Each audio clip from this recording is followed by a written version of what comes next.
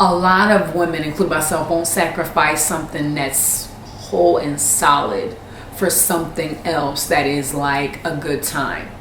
You know, don't drink, don't smoke, I'm a healthy chick. I like a brother getting money, kinda wealthy shit. Don't want a dummy looking bummy or a beta bitch. I need a honey who will love and give me crazy dick. All I do is think about the bag. All I do is dream about the cash. 2 steps to the motherfucking side as I glide past. If you ain't reaching for the sky, then you ride last. I'm ready for the limelight. My hands rock steady cause the time's right. Billy Born Betty, I'm the boss type. Looking for the heavy kinda king-like.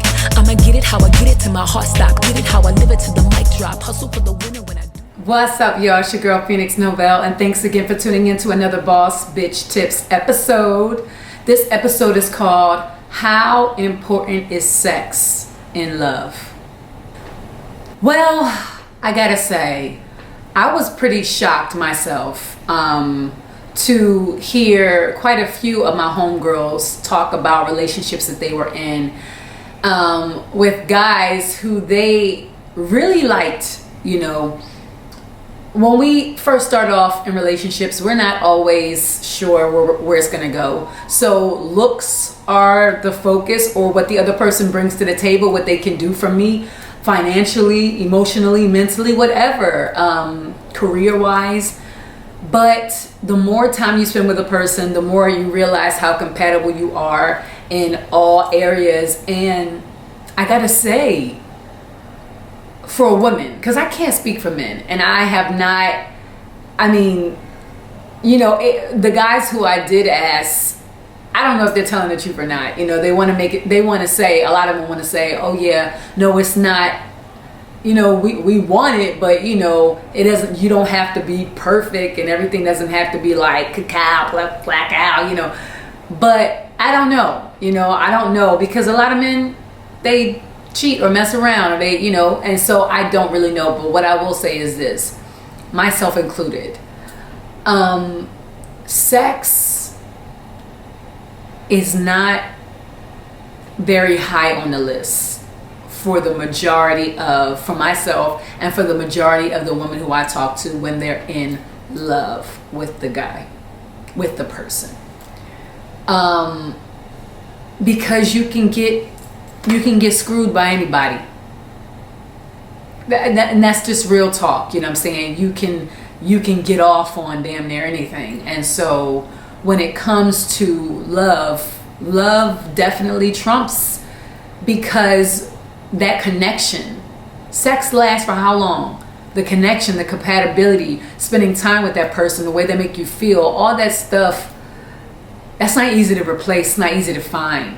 So maybe, you know, in my case, maybe the guy doesn't have maybe he has a small penis, you know, or maybe he doesn't really please me or know how to please me. Even if he tries, maybe it's just not his, like he's not naturally good at that or whatever.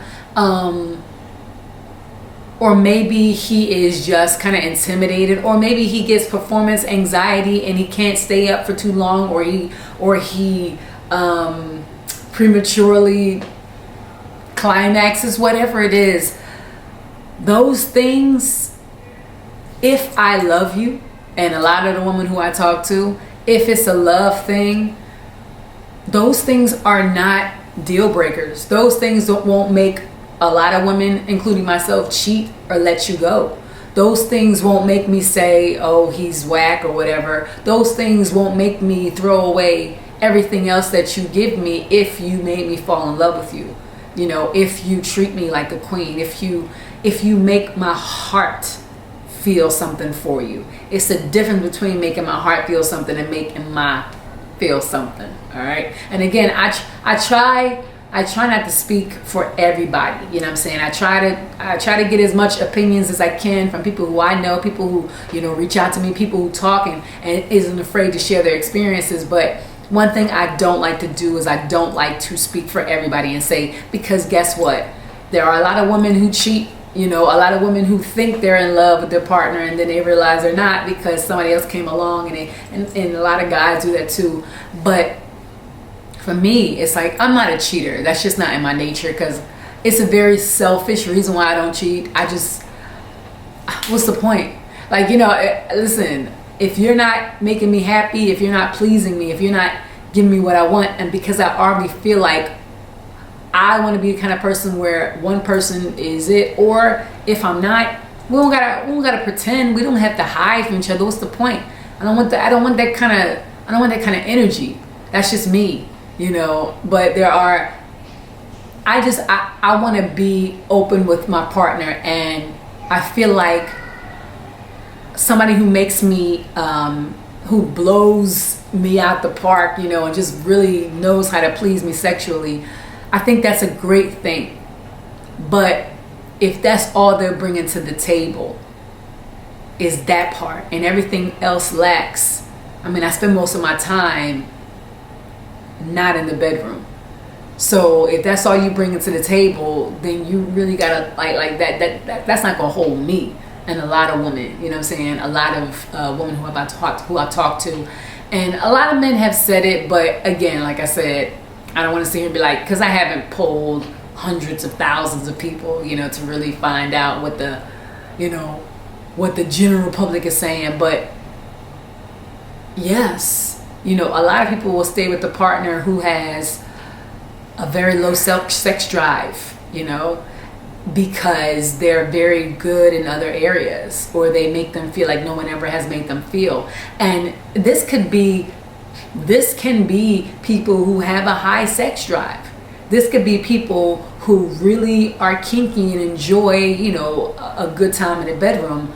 They will, I don't want to say suppress, but they will sacrifice a lot, because everything is relative anyway.